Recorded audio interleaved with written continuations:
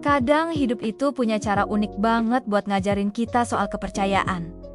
Bukan lewat buku, bukan lewat nasihat orang, tapi lewat orang-orang yang datang dan pergi. Yang awalnya bikin kita ngerasa aman, lalu tiba-tiba hilang tanpa jejak. Yang awalnya ngomong manis, tapi akhirnya bikin hati kita retak halus tanpa suara. Lucunya, dari semua itu, kita tetap berusaha percaya. Walaupun sedikit, walaupun ragu, walaupun takut. Tapi, pelan-pelan, tanpa kita sadar, pengalaman-pengalaman itu ngebentuk sesuatu di dalam diri kita. Semacam pola, semacam mekanisme bertahan hidup. Ada yang anggapnya bawaan lahir. Padahal sebenarnya itu hasil dari setiap orang yang pernah ngasih kita janji kosong. Mungkin kamu pernah jadi orang yang selalu bilang, gue gak apa-apa kok. Padahal di dalam hati kamu terus nanya, kenapa sih gue gampang banget percaya? Atau mungkin kamu pernah jadi orang yang terlalu lama diam sebelum membuka diri. Karena kamu tahu, sekali jatuh, bangunnya gak pernah semudah itu. Dunia ini kadang ribut, tapi hati kita jauh lebih ribut. Ada suara kecil yang bilang, coba percaya lagi. Tapi ada suara lain yang lebih keras, yang bilang, jangan, nanti kamu sakit lagi. Dan kadang, kita berdiri di tengah-tengah dua suara itu. Kebingungan, harus ikut yang mana? Tapi yang sering kita lupa adalah, kita berubah.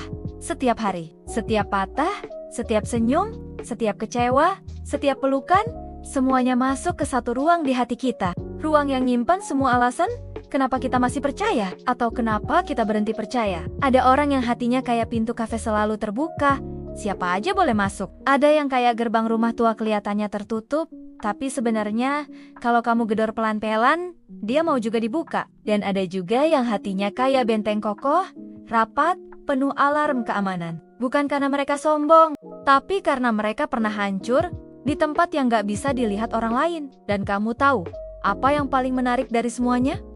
Gak ada yang salah dari itu. Gak ada gaya percaya yang paling benar. Yang ada cuma gaya percaya yang paling cocok sama perjalanan hidupmu. Kepercayaan itu bukan soal siapa yang paling berani, siapa yang paling kuat, atau siapa yang paling cepat buka hati. Kepercayaan itu soal siapa yang mau tetap mencoba, walaupun hatinya pernah diremukkan berkali-kali. Kadang kamu butuh bertahan-tahan untuk percaya seseorang, dan butuh beberapa detik aja untuk kehilangan kepercayaan itu lagi.